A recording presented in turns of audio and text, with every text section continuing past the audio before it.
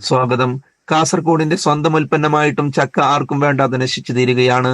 വിപണിയിലെത്തിക്കാനുള്ള ശ്രമം ഇതുവരെയും ഫലം കണ്ടില്ല. ഒരു ജില്ല ഒരു ഉൽപ്പന്നം പദ്ധതിയിൽ ഇടം പിടിച്ച ചക്കയുടെ സീസൺ കാലം തുടങ്ങിയതോടെ ഇവ ഏറ്റെടുക്കാനും സംസ്കരണത്തിലൂടെ വിപണിയിലെത്തിക്കാനും ഇതുവരെ നടപടിയായില്ല.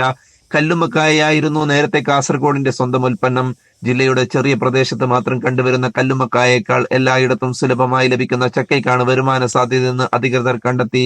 ഇതോടെയാണ് ജില്ലാ വ്യവസായ കേന്ദ്രം സമർപ്പിച്ച അപേക്ഷയിൽ ചക്കയ്ക്ക് കേന്ദ്ര സർക്കാർ 2022 അംഗീകാരം നൽകിയത്.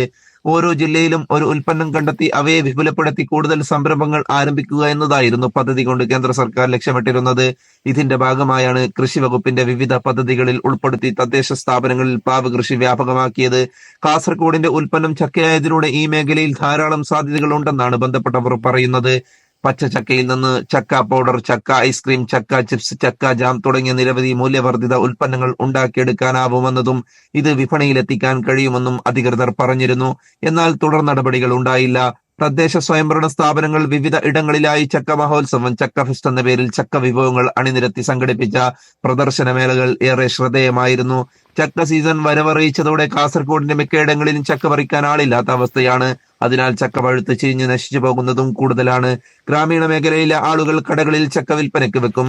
50 മുതൽ 100 രൂപ വരെയാണ് ഇതിന് ലഭിക്കുക. ചക്കയ്ക്ക് ജില്ലയിൽ തന്നെ വിവിധ പദ്ധതികളിലൂടെ സംരംഭങ്ങൾ തുടങ്ങാൻ നടപടി ഉണ്ടാകണമെന്നാണ് കർഷകർ പറയുന്നത്.